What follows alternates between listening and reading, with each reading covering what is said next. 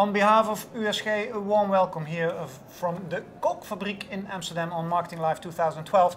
With me is Derk Hendriksen. Derk, a warm welcome to you. Man, you've got a long title. Senior Director, Portfolio Strategy and Commercialization, Global Sparkling Brands. That's right. Can you tell it in plain English what that means? Well, it basically looks at, for the Coca Cola company, I look after all the strategy parts and the executional parts of our sparkling brand portfolio, which includes Coke, Diet Coke, Coke Zero, Fanta and Sprite, anything that contains bubbles. I like this and one. Good.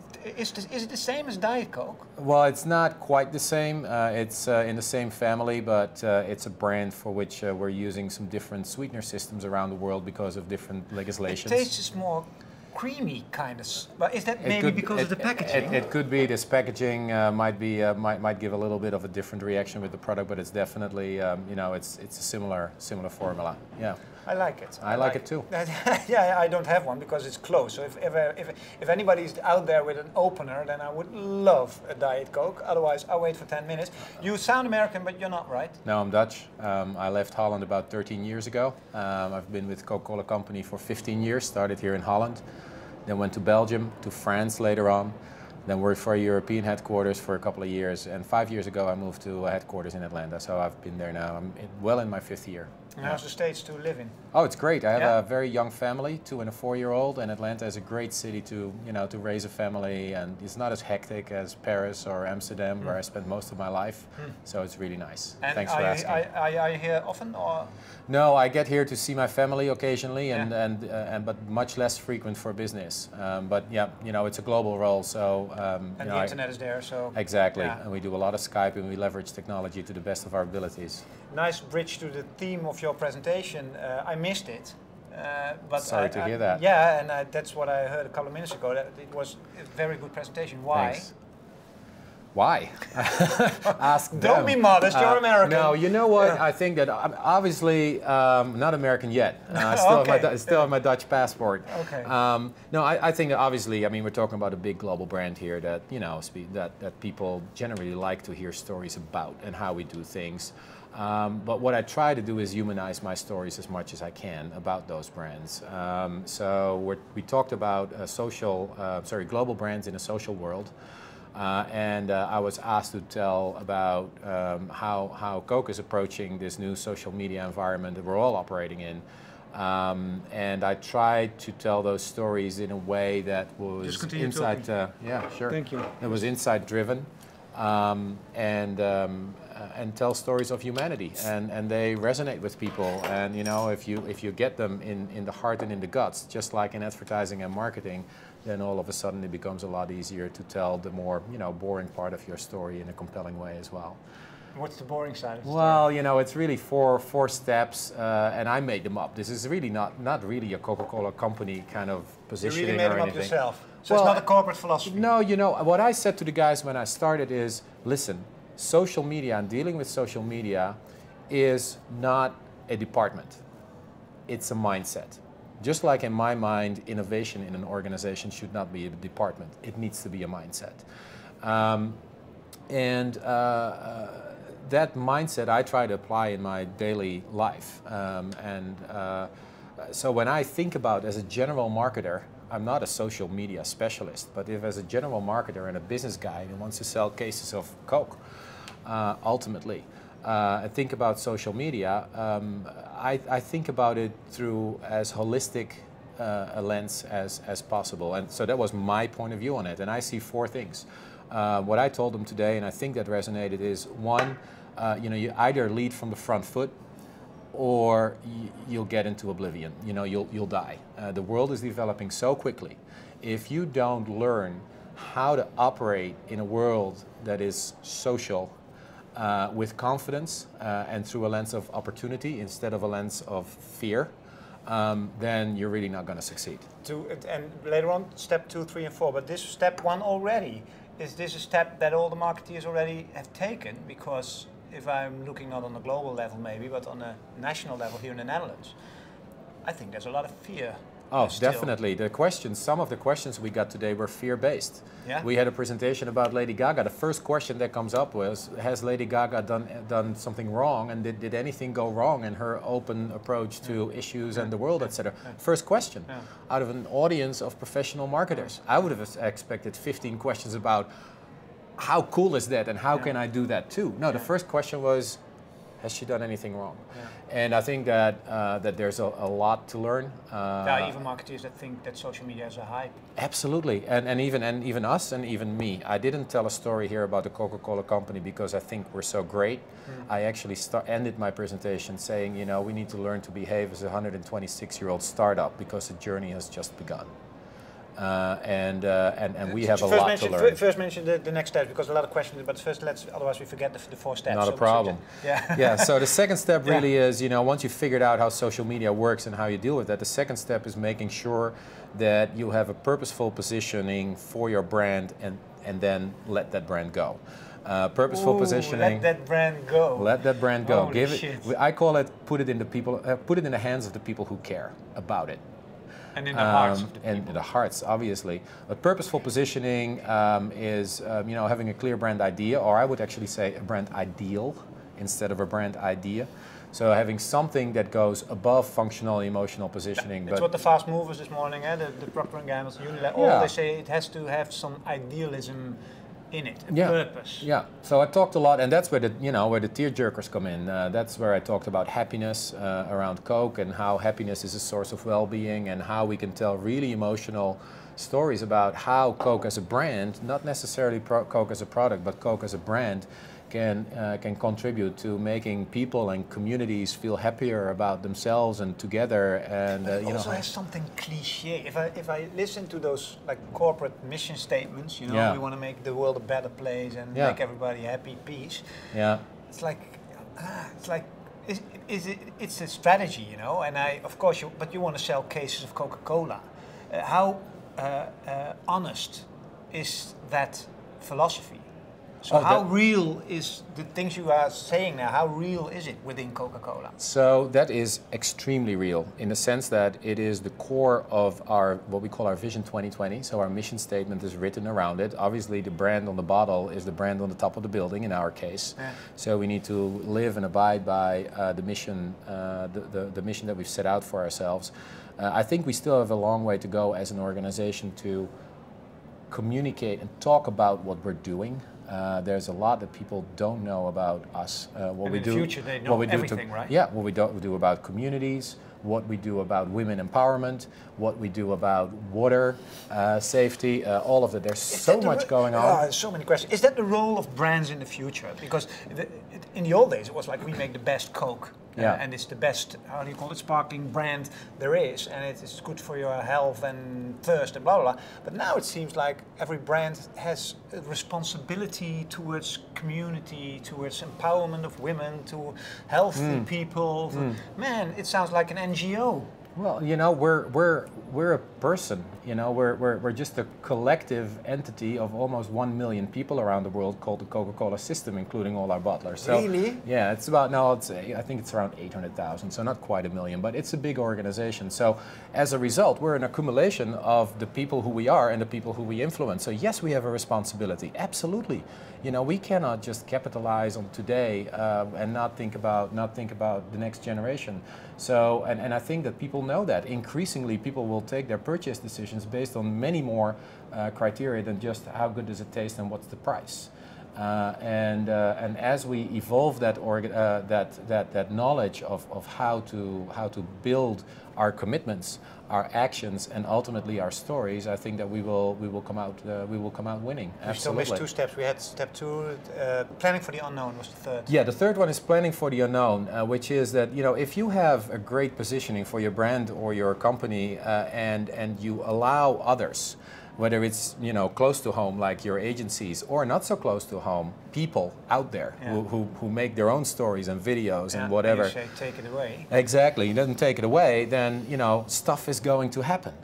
So how do you plan for that? And how do you do that in a way that is cost efficient and effective at the same time? So we have a model that we call owned, earned, shared, and paid. You might have heard of it. Yeah, but we combined it and we I'm really critical about that model because I do think that in the social environment a lot of classical advertisers still use it as a paid media platform instead of really try to earn the media. And that's where we absolutely we're trying to build a lot of to put a lot of the content generation models that we now have completely on its head. We really start with making sure, of course, we go in with the purposeful positioning, but then we let people generate their own content and we leverage that content to then tell the stories. Instead of making up a, $1 million TV ad and then PRing the heck out of it on Facebook. That's like ancient. We did that 10 years ago. So I think that we're learning that lesson quickly. We're reapplying the practices on some of our flagship brands like Coke and Fanta to our smaller brands quickly. But in the process we make some mistakes every now and then. But because how powerful are you? That how many fans do you guys have on Facebook? 43 million, close to 43 million. But that is a fairly short-sighted way of talking about how powerful we are. Yeah. Because how valuable is a click like, hey, I like Coca-Cola? Well, it's a like. No, it's the +1. How many people do you reach through the 43 million fans that you have if you look at their friends? Because they talk. They talk to us and we talk to them, but they also talk to our friends and these friends see that. And that's we cover, we cover 85-90% of the Facebook population through our fan base +1, which is close to 1 billion people, which is close to 20% of the world's population. What's the essence of your story, not in 2020, but now? What's the essence of the story of Coca Cola now?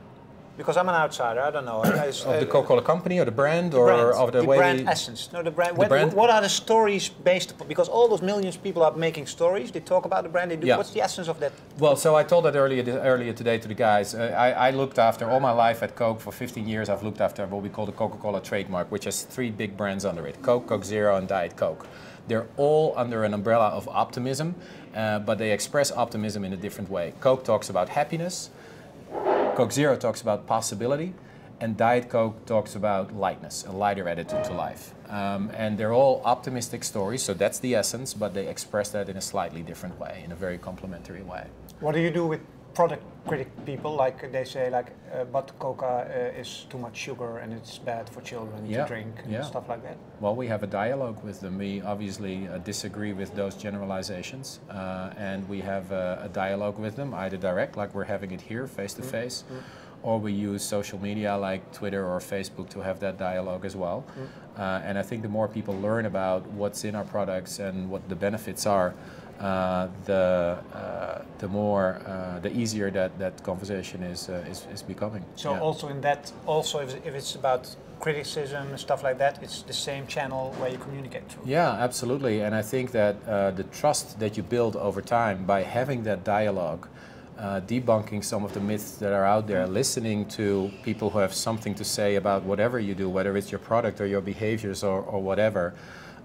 We are fundamentally a great organization, and we have great brands who really have their heart in the right place. If to use a Dutch expression. Yeah. Is that a Dutch expression? Yeah. I think so. Okay. Well, maybe it's not. But whatever. We missed the fourth. Yeah, the fourth one is really about keeping it real. Because we can do all kinds of fancy stuff and cool stuff with social media, and my idea about marketing is that we need to make sure that we're not seen as the communication guys. That to me is marketing with a lowercase m.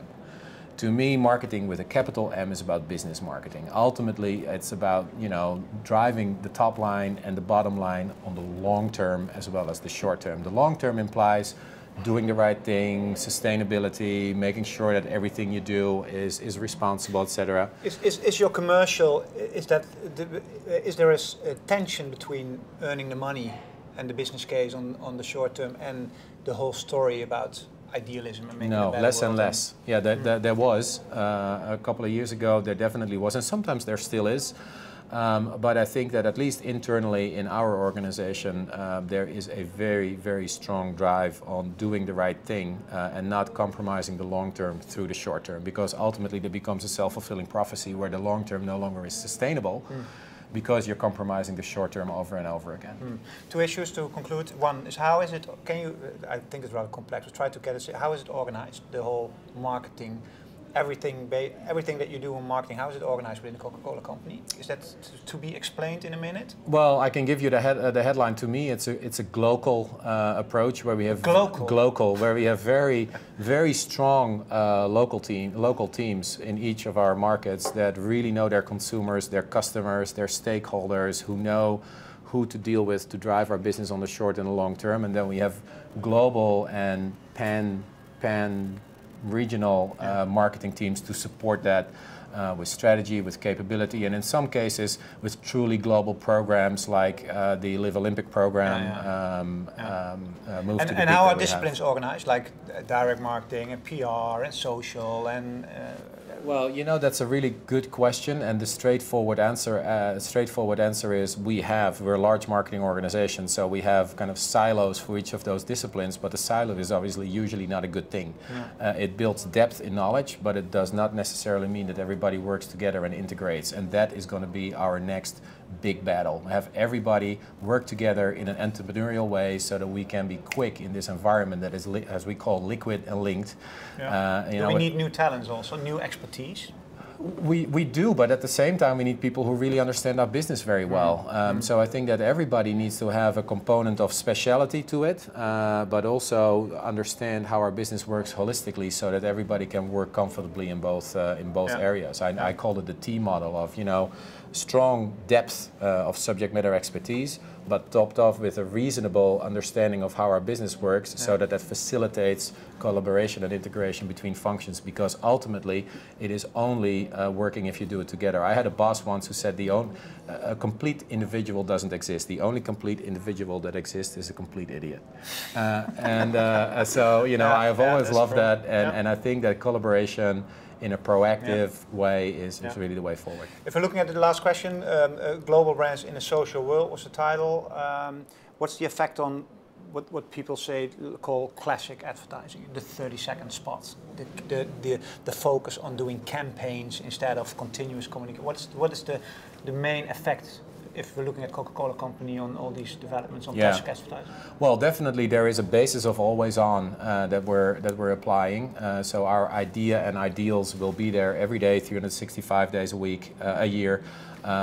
With wherever people lead their lives, but obviously we amplify that with campaigns to be topically relevant. So we have the Euro 2012 coming up, and soon we have the Olympics coming up, and obviously we're not going to lose 2 or 3 months of excitement around that to activate retail, etc., etc. But think of it as an amplification of something that is always on. It's not cannibalized. It's not like that you do less TV, radio spots, those kind of stuff instead of social. It's end-end. It's end-end, and the way we develop the stories that we tell on TV is increasingly driven by what consumers do rather than what our advertising agencies do.